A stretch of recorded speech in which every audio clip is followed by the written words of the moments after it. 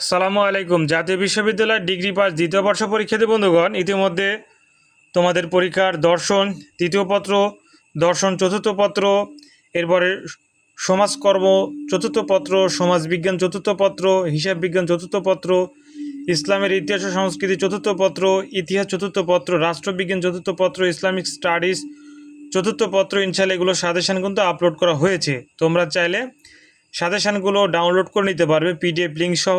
প্রত্যেকটি ভিডিওতে PDF link আমি দিয়ে দিচ্ছি, তোমাদেরকে আমি একটা দেখিয়ে দিচ্ছি। সমাজকর্মটা আমি ওপেন করলাম ইনশাল্লাহ।